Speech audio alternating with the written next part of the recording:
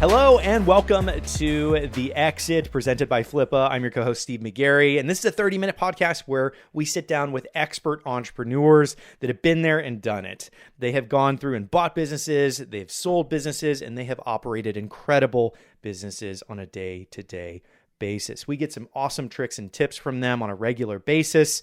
And on this episode, I sit down with Melissa Kaufman, the co-founder of The Garage. But before we dive into this episode, definitely be sure to check the previous episode out with my interview with Shaquille Prasla, the founder of SC Ventures. If you haven't had a chance to check that out, definitely check the show notes as well as any links around where you're listening to this on Spotify, SoundCloud, YouTube, or iTunes. Definitely check out the links in the descriptions.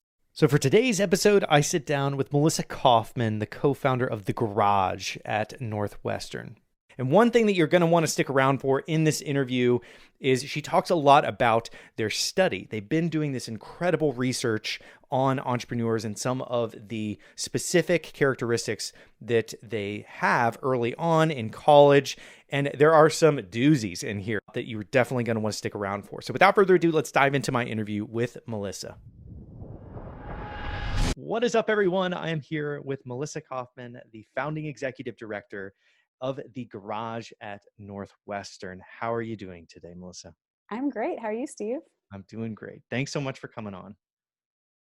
My pleasure. Thanks for having me. So let's dive into the nitty-gritty here. Let's figure out your story. Let's hear your background as to what led you into starting The Garage at Northwestern. Yeah, so the garage has been probably the happiest accident of my career.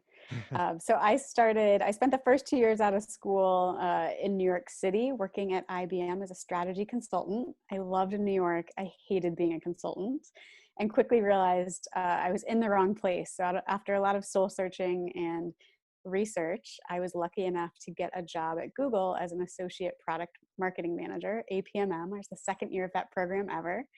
And I spent 5 years at Google, half of it in Mountain View at the headquarters and half of it at YouTube after we acquired them, working on business development and partnerships. I then, being in San Francisco and Silicon Valley, kind of was drawn to working at startups because you hear about these startups and how great they are. The first company I worked for is called Levocracy. So I started it was Polyvore. I started following product managers. So first I worked for Polyvore, then I worked for a company called Levocracy, and one was in fashion, one was in social shopping. At that point, I was sick of building other people's companies. I started my own company, which was one of the first influencer marketing agencies that specialized in Pinterest and Instagram. So I'd seen teenagers in their bedrooms at YouTube amassing huge followings, and the same thing was happening again on Pinterest and Instagram. Nice. That's the first part of the story. And then, so that was all out in the Bay Area. Then I met my now husband, who was going to Chicago for 1 year for a fellowship program. So I came to Chicago thinking that I would just do a little consulting or take some time off because I was just shutting down my company at that point. And instead, I was recruited by Northwestern for something called The Garage. And I didn't know what that was, but I knew that I loved working with students. And at first I thought maybe I would just be a mentor or something. Mm-hmm. But instead they recruited me to be the founding executive director and really build a program for them. Nice. Yeah. I just kind of walked in one day and fell in love with the program. Yeah, it was just one of the most serendipitous things. Like, I went to undergrad, but I don't even have a graduate degree. So I thought, like, what would I ever be doing or teaching back in academia? But it's really been an opportunity for me to build what I wish I had had as a college student. I've always been interested in entrepreneurship. So this is an opportunity to build something new from the ground up, and also to come in and treat it like a startup. So to understand, who our Northwestern students, our undergrads and grads and PhD students, and what resources do they need, and really pull everything together in one place so we could give them a true kind of entrepreneurial experience while they're students. Nice. Yeah. And I love the fact that you had run a business. I think that there's Yes. a lot of controversial things around teaching entrepreneurship and having not run a business. So that's valuable. That's extremely valuable just then on its own, just you having run a business, teaching it to people, that to students is extremely valuable to pick up on that. Yeah, I mean, it's very scary to like leave a job and start a company and kind of the risks and the emotional journey that you have to go on in order to do that. And I think it's important to have done that before encouraging others. Mhm. Yeah, taking that leap is definitely a big differentiator for sure. And one of the really cool things, and part of the reason that we wanted to do this episode together, is you've been doing a lot of research on entrepreneurs and working with the young and up and coming talent.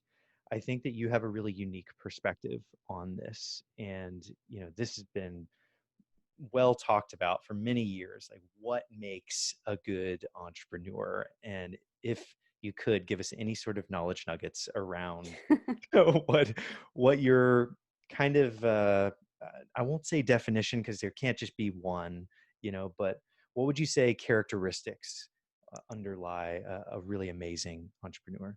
So I'll reframe it for you slightly because obviously I've spent the last 5 years I've been building this program thinking about this. And I'm going to borrow something from an entrepreneur, an Australian entrepreneur, a very successful entrepreneur named Sam Prince, who he and I over a taco lunch once he explained to me that he believed that entrepreneurship is not an identity, it's an activity. And I Mm, really like that. And it stuck with me because I think there's a lot of pressure in the media to like be an entrepreneur, to like take that on as an identity. And I think that you can be an entrepreneur if you think of it as more of an activity and something that you do. You can be, you can be doing an entrepreneurial activity, but you don't have to be an entrepreneur. And there may be times of your life where you are doing that activity versus other times where you aren't.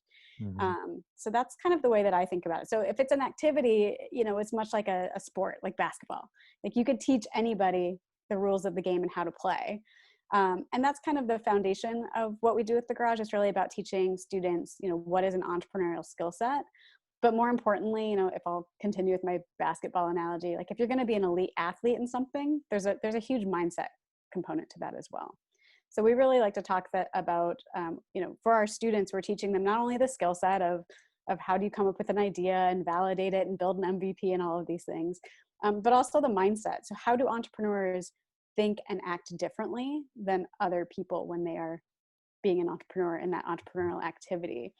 And the vast majority of the students that we work with at the garage don't become entrepreneurs right after graduation. It's just that's a huge undertaking. Um, some of them we found will go to a more traditional job and then leave that job and we'll start companies. So we're 5 years out. We're starting to see that with some of our young alums. But about 90% of them are going to go take a job right after graduation. And I think that having gone through some of our programming and picking up that entrepreneurial mindset and skill set, it allows them to be successful in lots of different roles. Because I think that fundamentally that if you are a creative problem solver who is gritty and can deal with the ambiguity, that makes you a better doctor or lawyer or accountant or any other profession that our students might pursue. Got it. Well said. Well said. I like Thanks. that. The activity, 'cause it's like the ultimate sport going 24/7, 365 days a Well, year. I think, I really had to think like there's so much information on the web these days and podcasts like this one where you can consume a lot of information on how to be an entrepreneur and how to come up with your pitch deck and the process and fundraising, all of this stuff.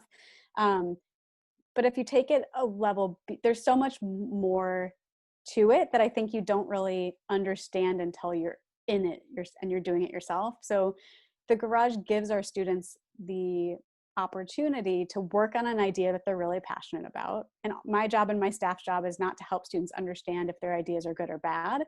That's kind of part of the journey. It's like we want them to figure out for themselves, like, are they the only person in the whole world who wants this? Or are they able to find a group of users or customers that want this as much as they do? Hmm.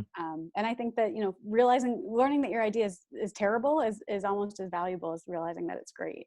Yeah. So Right. yeah, for about 10% of our students, Northwestern students are pretty smart and capable. So about 10% of them actually do find product market fit and launch a company immediately following graduation, which I think is crazy, but good for them.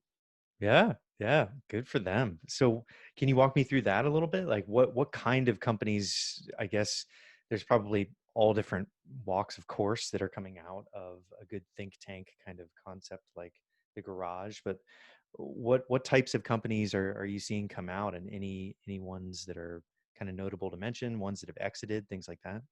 Yeah. So the first acquisition out of the garage was a company called Zcru. founded by Ben Weiss, and it was a football analytics recruiting software is where it started. That's, like every entrepreneurial journey, not where the product ended. Hmm. But he worked on it after graduation. He worked on while he was a student at the Garage for about 2 years. He did all of our programs, including, our summer pre-accelerator program and some of our incubation programs. After graduation, he worked on it full time for about 6 months, and then it was acquired by a larger company. And he's still there running Zcru, now inside of a larger corporation today. Nice, nice. So some other examples, they're all over the place. We had one student working on drones with computer vision on them that was for inventory warehouse management. I think his project has also pivoted. He's doing some other things now. He's raised money. We have had some ed tech companies, some social impact projects, lots of different things that are out there in the world. No unicorns yet, Yeah. but with enough time. Yeah. Yeah. And you touched on something, you mentioned gritty, and I hear the word grit quite a lot, with, in tandem with the activity of entrepreneurship, where people are very much able to persevere through whatever may be thrown at them. And I think that that's one of those these unique things that come to the surface through failure, and they're constantly kind of driving through all of these failures, and you're learning and you're iterating on yourself as you're going through it.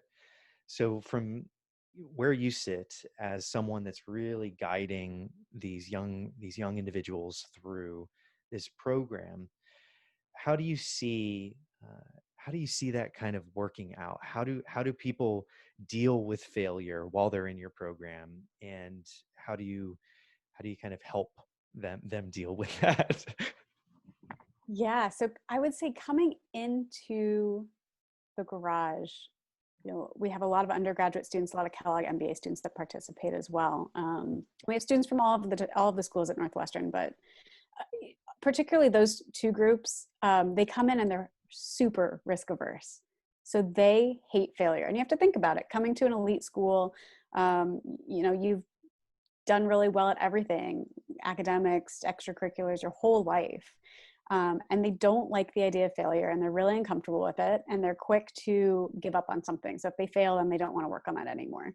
So there's kind of some deprogramming that we have to do with them and teach them that if they want to do something that deals with more ambiguity, like entrepreneurship, that failure is part of the learning and the venture and of starting a new venture.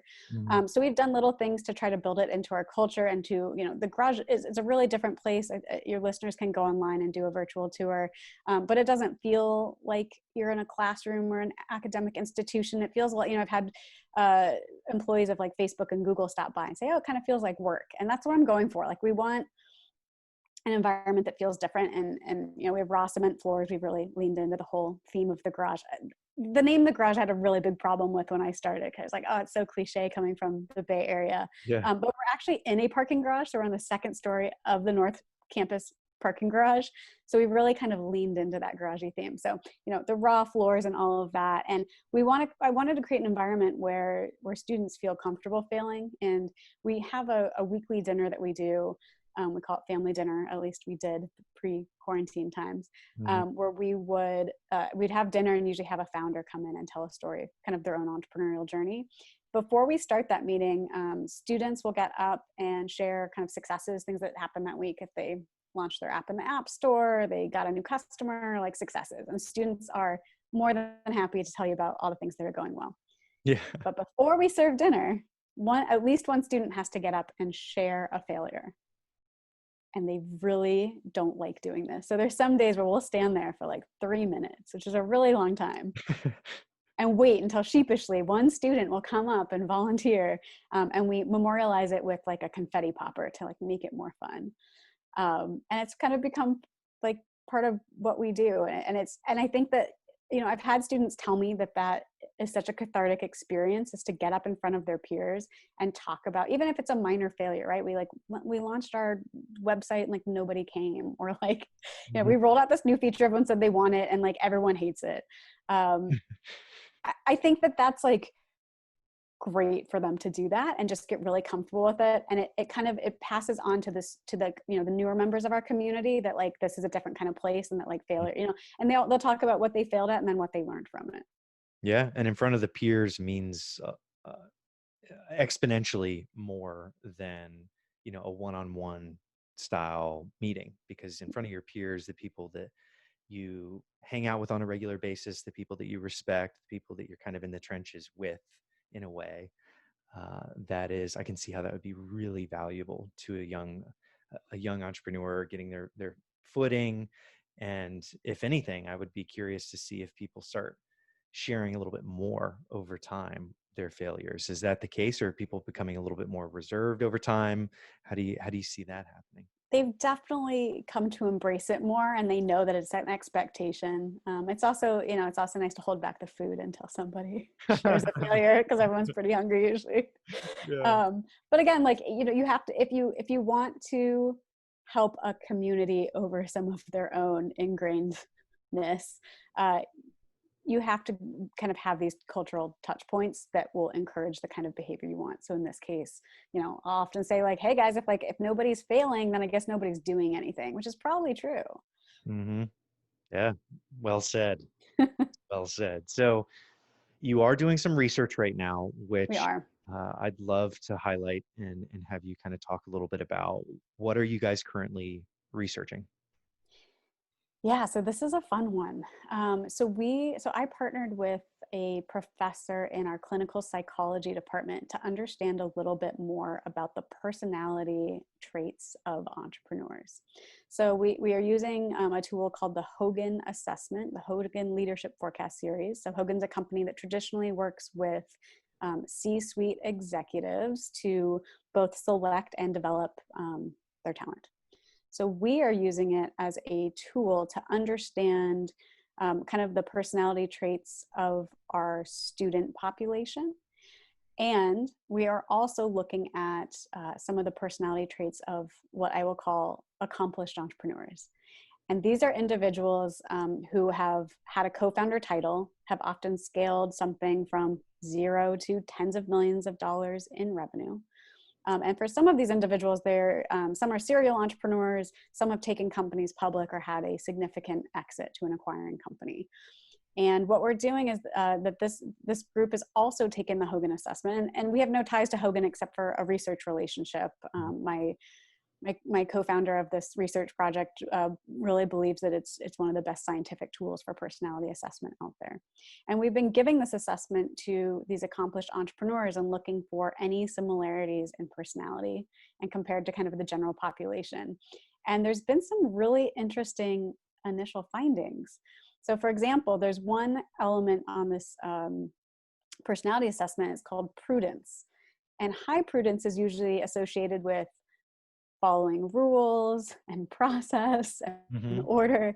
And we're finding that on average, personality, most entrepreneurs have a very, very low prudence score. So that kind of speaks to their willingness to break all of the rules, take really big risks. You know, and I personally, I've taken the assessment. I think I scored maybe like a 20, like an 18 or a 22 on prudence, which seems pretty low. But some of our accomplished entrepreneurs are scoring like 1 or 5. Right. So it may be that, like, you know, some of these really, really successful entrepreneurs just have very low prudence at the end of the day. So Very cool. those are some of the things that we're starting to find. We are looking for more participants in our study. So I'll put it out there to all of your listeners, is that if you fit some of that criteria I talked about and you'd be willing to take a 45-minute personality assessment, we would love to have you participate in our study. And we'll be putting out some findings pretty soon. So look for those as well. Awesome. Awesome. So the grand finale question that I ask everyone is, knowing what you know now, what would you tell Melissa 10 years ago? There is so much joy to helping others experience entrepreneurship. I think, you know, it was something, like I said, that I had been interested in since college. And when I was in school, there just wasn't a community or a place like the Garage to go to. And it is so wonderfully rewarding and fulfilling to help other people experience that. So, I think I was hesitant into going back into academia and working with students, but it's just been an absolute joy and a pleasure to do so. So I would encourage all of your listeners, like if you live near a university that has any kind of program like this and you are an entrepreneur investor, maybe see if you could mentor or help out. It's incredibly fulfilling to pass on some of your wisdom and your hard-earned lessons from living a well-lived life. Perfect. Perfect. Well, that concludes the questions that I have for you. I want to roll out the red carpet. I know you mentioned the survey, but where do you want people to go and learn more about what you're working on? Yeah, the best place, if you're interested in the survey, you can email us at thegarage@northwestern.edu. You can just mention that you heard this podcast and you're interested in participating in the study. If you just want to learn more about the Garage, our programs, and all of the things that we do with students, you can check us out at thegarage.northwestern.edu. Amazing. All right. Well, if you guys are listening on Spotify or iTunes, definitely check the show notes. All the links to what Melissa was talking about will be in there, so you can check them out. But once again, thank you so much for coming on the show, Melissa. Thank you. It was awesome.